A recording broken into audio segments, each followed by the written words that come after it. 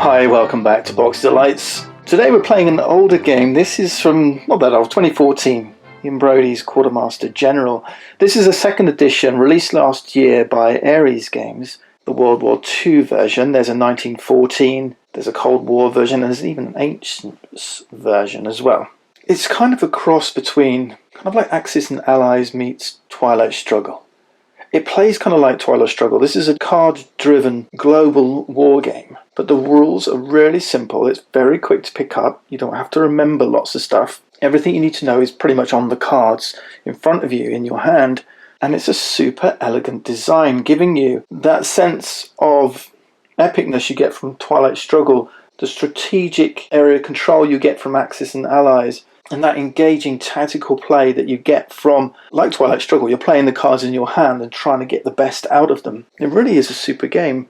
If we look at the back of the box, it says 90 to 120 minutes. It plays 2 to 6, but you're going to be playing in teams. So a 2-player game is going to be Axis versus Allies. In a 3, 4, 5, 6-player game, you'll be working as 2 teams. So it's semi-co-op as well. As Allies, you'll play the UK, the Soviet Union, and the US.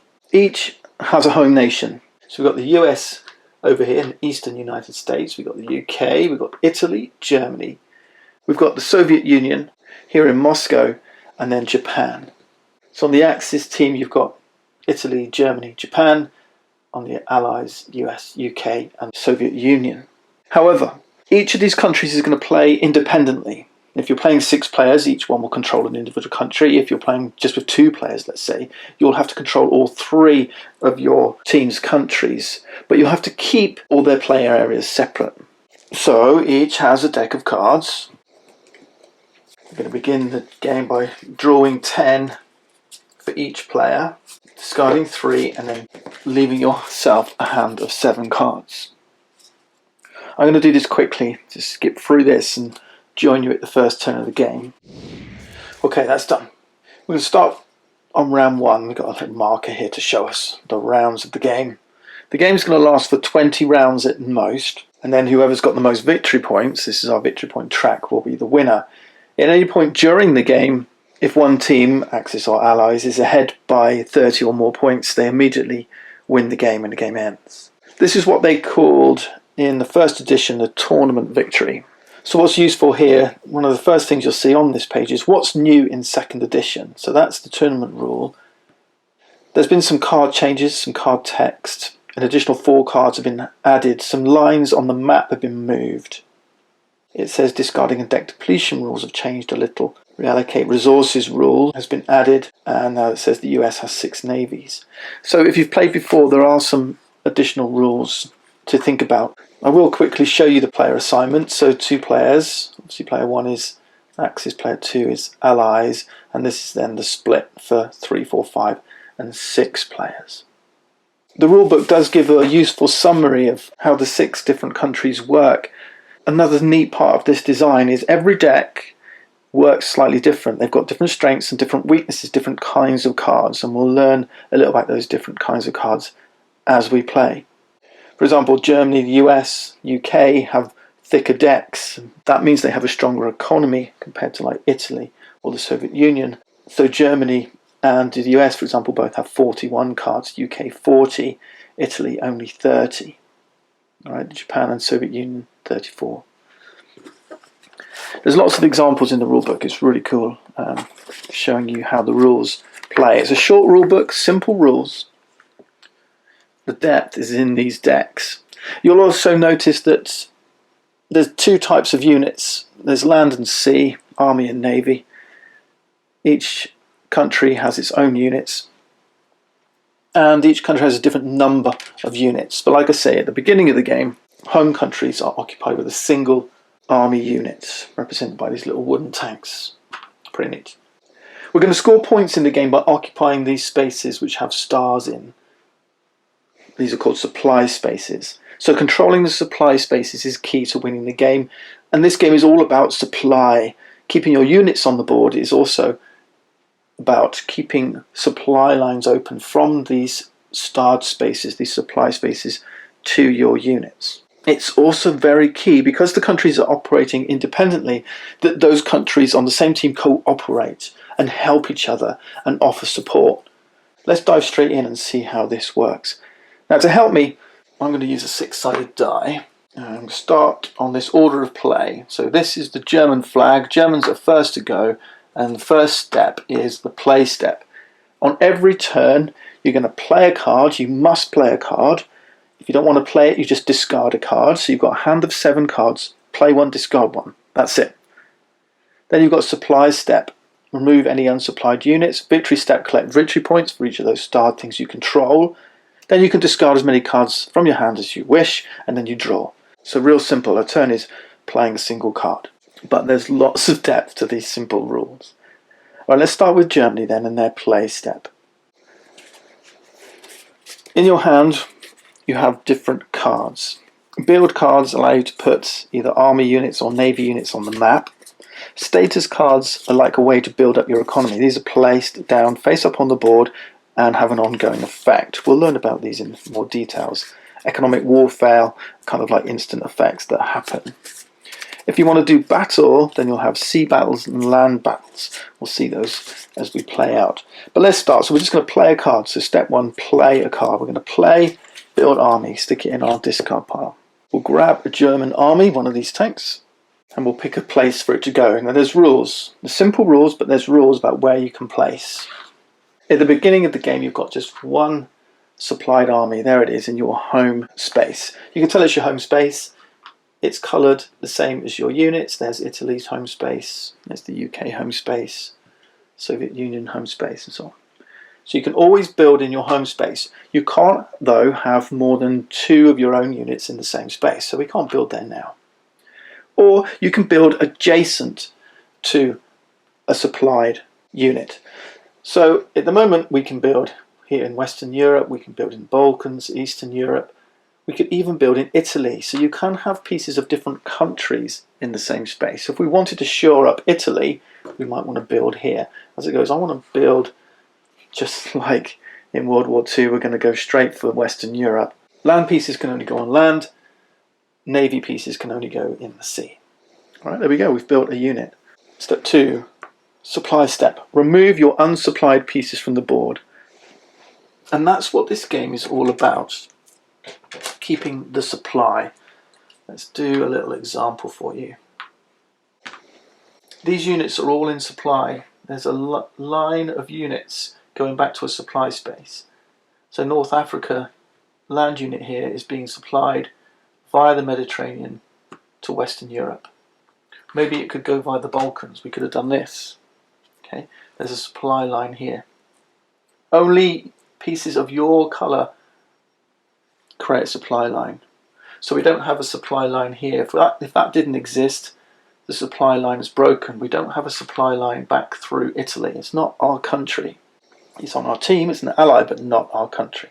So at this point, these 2 are unsupplied. They would be removed from the board. There's a special rule as well about naval units. They must always be next to a friendly land unit. Okay, they always need a friendly port. So it could be Italy, it could be Germany, could be Japan. Right, but that's supply lines. Okay, cool. Step 3, victory step. Collect victory points. So we now have 2 spaces with stars. These are our victory points. If we're alone in a country, we get 2 points. So that's 4 points for Germany. If we went to Italy, we would only get 1 point. Right? We share it. We don't control this alone. So 2 points for Germany, 1 point for Italy. If we were here in the Balkans, you get no points for the Balkans. There's no star there, so that would just be 2 points. So here we are. We've got 2 points for Germany, 2 points for Western Europe. So our score track for the Axis, we're on 4 points. Lovely. And you'll notice while we're here, these arrows, the map wraps around east and west. Okay, so these lands are adjacent to these. Step 4, discard step. If Germany wanted to, they could discard some cards. I'm just going to discard 2. Step 5, draw step. Draw until you have 7 cards. So if you're economically strong, so we've got 4 and I doubt we'll draw 3 more. If you're economically strong, or you've got a thick deck, you can use that discard and draw to get the cards you want. Because with this game, once you get through your deck, that's it. You can't keep drawing. In fact, if you need to discard a card for any reason, you don't have a card, then you lose a point. Okay, who's next? UK. Let's see what they'll do. So we've switched teams, so turns are going to alternate between these 6 countries. And we want to build a navy if we can, I think. Yeah. Okay. We could put down this response effect before we build our navy. If we build a navy, it would be kind of vulnerable. But this response effect says, destroyers used when a supplied United States or UK navy is about to be removed. Do not remove that navy. So maybe we'll do that. Maybe we'll shore up some defences with these destroyers before we start building our navy. Let's do that. So response cards. How do you play them? Response cards are played face down in front of you. These cards can be revealed at any time that they're relevant. Okay, so that's my turn. I've done the play step, play or discard 1 card. You can keep building these up. You can play, on subsequent turns, play more and more and more, and just build up until you get a huge turn, or lots of defences built up. There's no limit. Revealing these cards is not playing a card. So that's it. That's the UK turn done. Supply step. We're safely supplied here in the UK. Incidentally, if you ever lose your home country, if you don't have any armies there, you can't claim any victories. Okay, so when you collect victory points in step 3, we're going to take 2 for the allies. You can't do so unless you have an army in your home country. You can always build in your home country as long as it's not occupied. You can't build where there's enemy units. You have to remove them in battle and then you can build. All right. Okay, discard. I don't want to discard any as it goes, and then draw. So I'll just draw 1 card. Okay, who's next? Japan. Japan is going to play a response effect as well. We're going to use special naval landing forces. Okay, response, place it face down. Supply step, we're all supplied. Victory step. We have 1 unit here in Japan, that's 2 victory points. The Axis player. Draw step and discard. So discarding none, I think. These are all great cards actually. Maybe I don't need to build navies, but yeah, we'll keep that. And then draw 1 card. Okay, next is Soviet Union. Soviet Union's up here in Moscow, and I'd really like to take Ukraine. So let's do a build army as my play. Grab an army. I'll place that here in the Ukraine. Okay, supply step. They're both in supply. Victory step. Got 2 4 points. Allies go up to 6. Discard. Discarding none. Don't think. Maybe I don't need the land battle.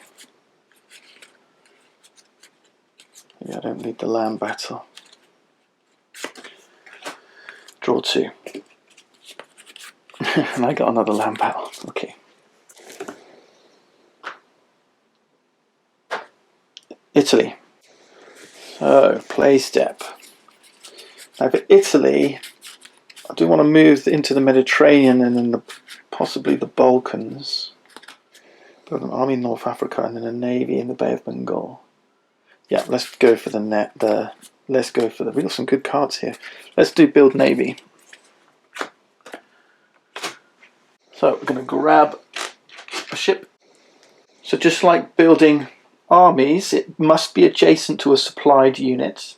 It must be in the sea this time. We can't build it where the enemy have a navy. And we can't have 2 of our navies in the same space. Alright, so let's get a foothold here in the Med.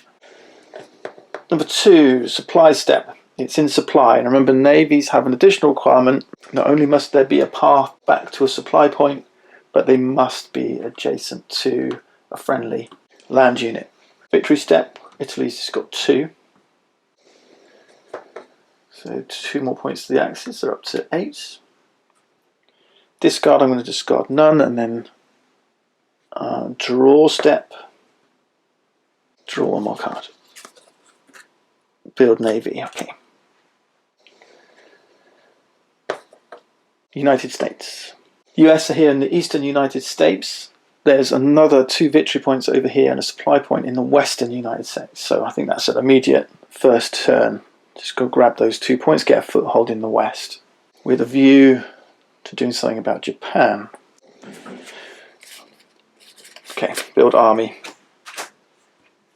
Grab an army. This is adjacent to the eastern United States. Gives us another 2 victory points and is in supply.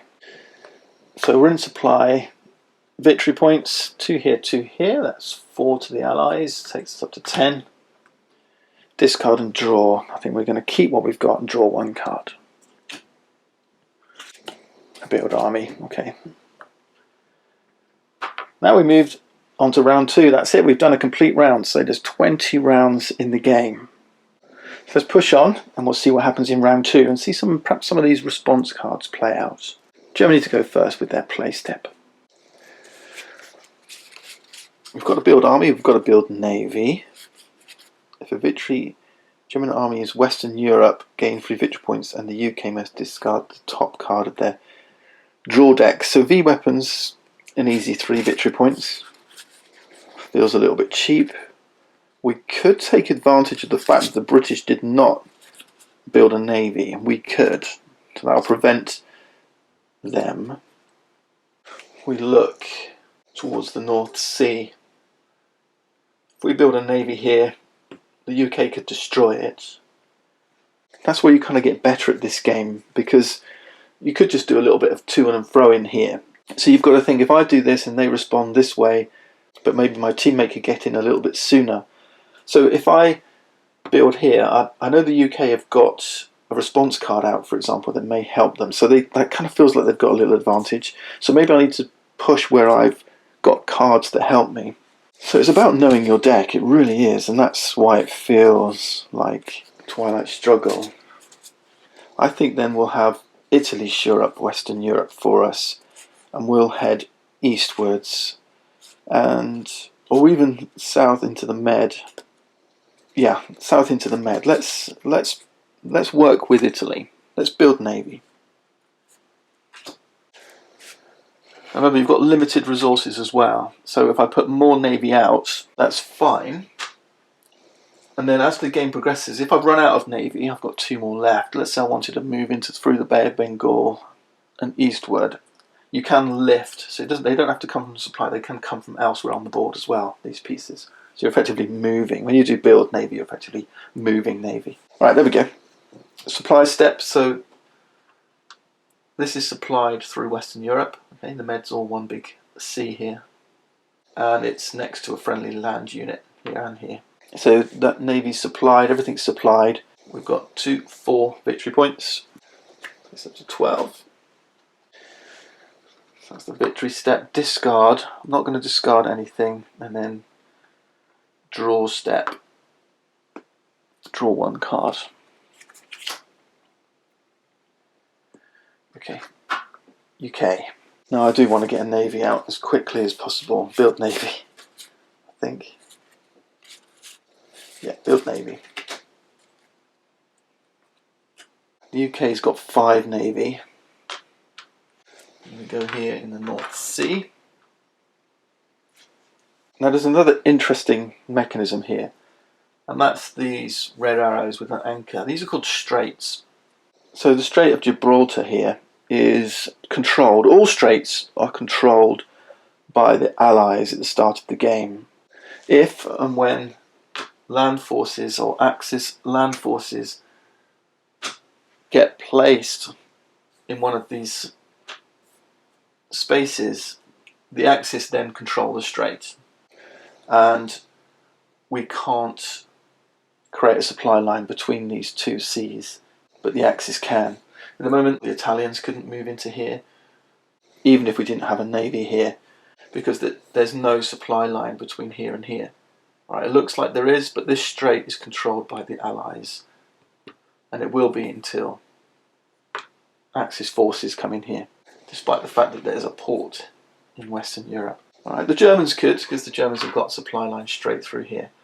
Alright, so just think about that, the way these straits work. So the Allies now could battle in the Med, and because of the Strait of Gibraltar, because the Axis don't have land forces here, we could then move in once we clear out these two navy. But this is going to be a strong point for the Axis player, getting some land units here in North Africa, and suddenly we control the Mediterranean a lot easier because we control the strait.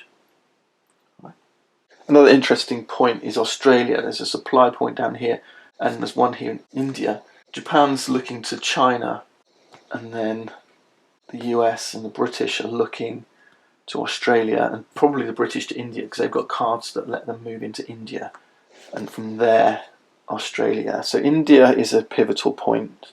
Let's see what Japan can do about China, Southeast Asia. Because you see how the game is simple in terms of rules, but lots of depth and strategy in the cards. Right, everything's supplied. Victories. UK still only got 2. Okay, 1, 2. But we're still neck and neck. The game's finally balanced. Discard step. I'm going to discard nothing and then draw. Okay, Japan. Japan's looking to do a build navy. There we go, build navy. And this is the thing, when you're controlling 3, it's quite hard for me because I'm trying to control all 6, but in a 2-player game, controlling 3 is actually quite manageable, and you've only got, these little cards out here. It's kind of like controlling 1, you've just got to remember to keep the 3 decks separate, that's all.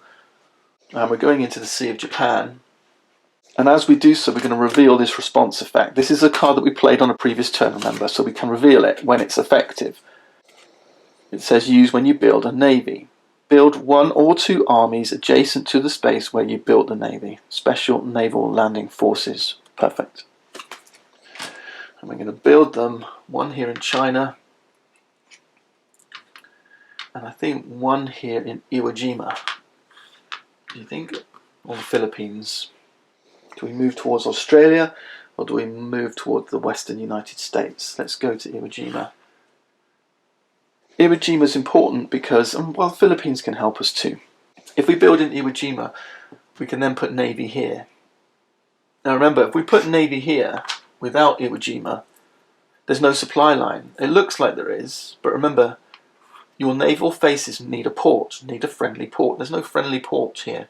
Now there is. So for Iwo Jima, we can then go to the North Pacific and Central Pacific. If we go to the Philippines, we can go to Central and then the South China Seas, but we can also get there through Southeast Asia as well. So I think Iwo Jima.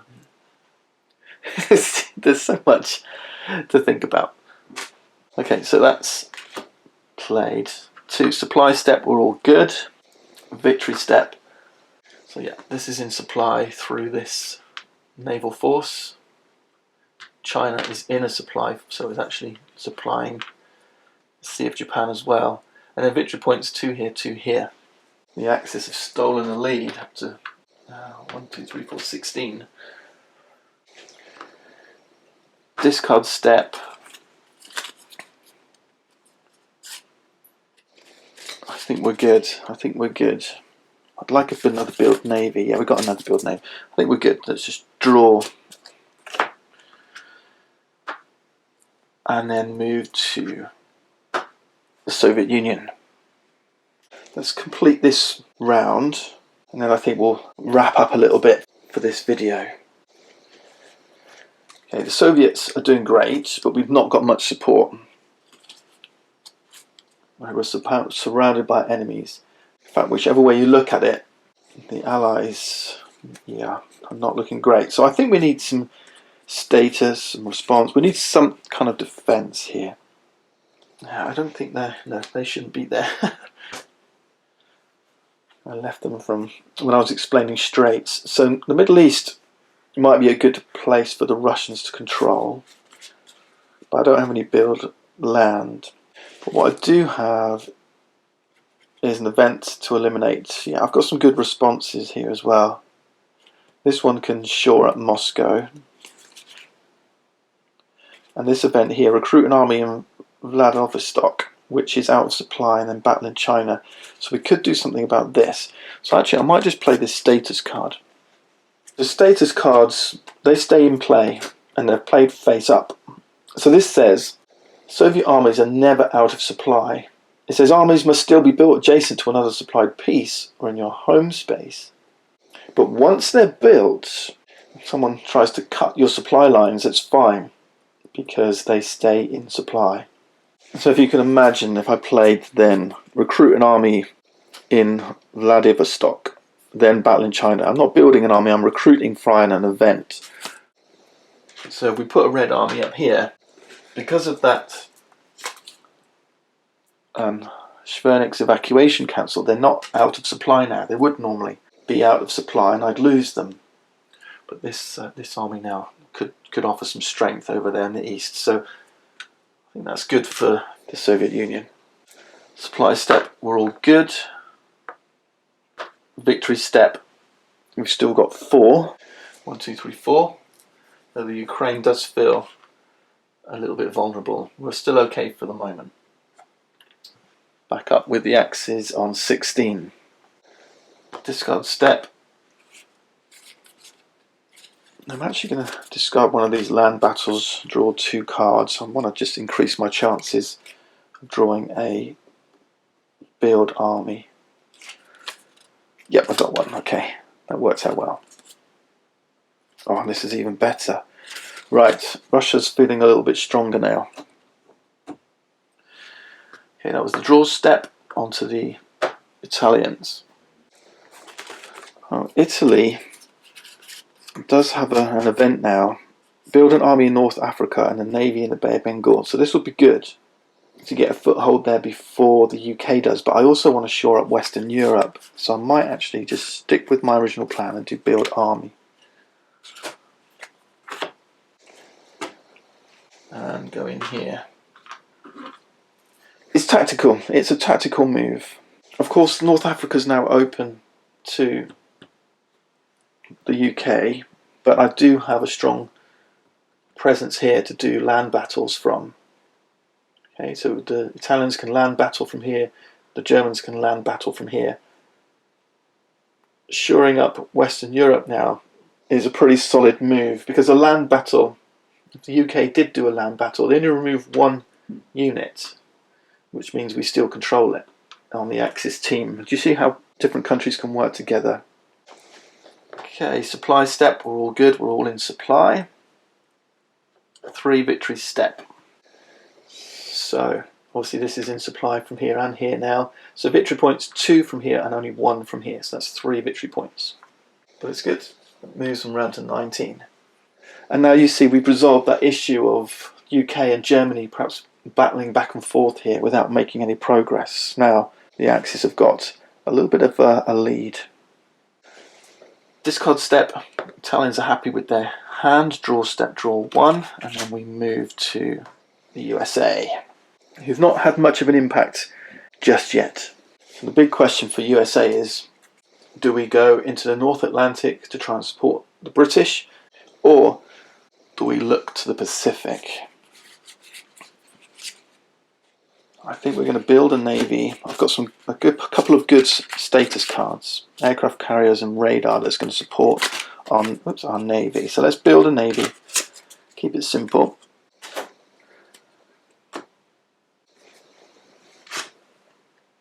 And which way do we go? I think we go into the Pacific. Remember, the British have got a response card here, the destroyers. When a supplied US or UK navy is about to remove, do not remove.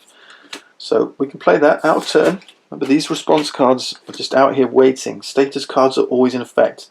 You don't have to apply them, it's optional, but they're always out here ready to be used at the right moment. So I think we're going to go into the Pacific. We're in supply. It's supplied from the Western United States. Victories, we've still got 2 here, 2 here. So the Allies have now crept ahead by 1 point. But like I say, the Axis have got a strong foothold in Western Europe now. I do feel that the Germans need to tie down Scandinavia, stop the UK, the British Navy moving into the Baltics. If we can put a foothold here, that stops that. So yeah, that might be the next step for the Germans. Interesting. Italy, definitely North Africa. Well, that'll be the decision for the Germans, won't it? Do they go to North Africa, because they got the next turn, and then the British, or do they go to Scandinavia? If we go to North Africa, the British are going to come around the top, most likely. If we go to the top, the British might come in below. But like I said, we've got strong presence here. For the US, if we came in here, it would be a good... Put another navy here, that would really shore up the North Sea, and the battle for Europe would be off and running. There's a lot to happen. There's a lot that's going to happen. Anyway, US for discard step. Yeah, I think I'm happy with these cards.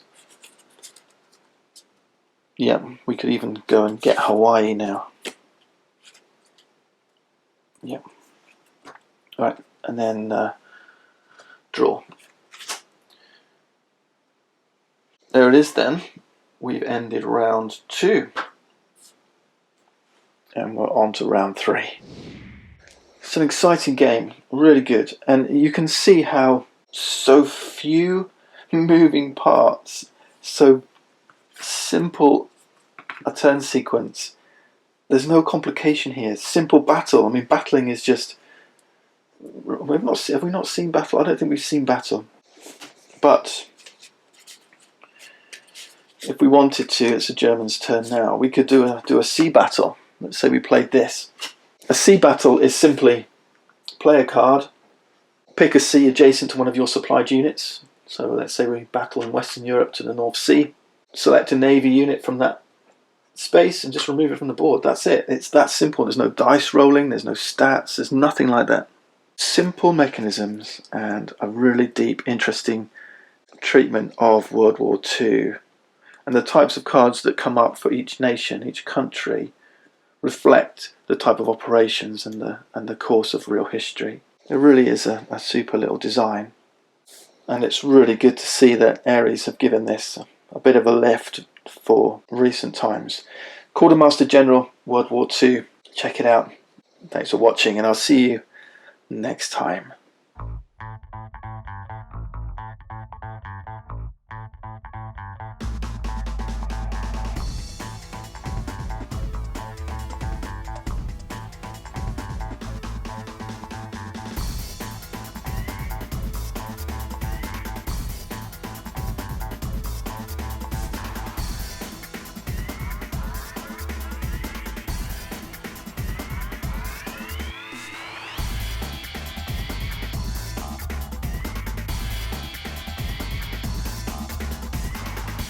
We finished 236 to the Allies, 223 to the Axis. It was close. It was close. At one point the Axis had the lead, and then the US kind of played one of their tactical cards. Kind of really changed things up. Theatre shift.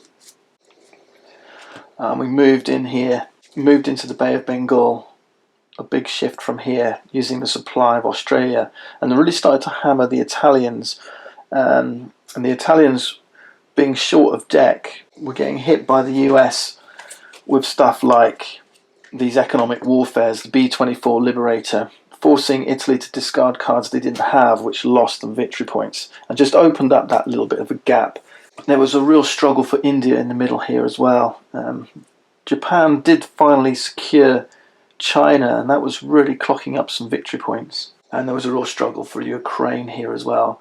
Germany didn't really do enough to get out. They were kind of pinned back, but they didn't reach as far as India before the combined forces of Britain and the Soviet Union pushed them back.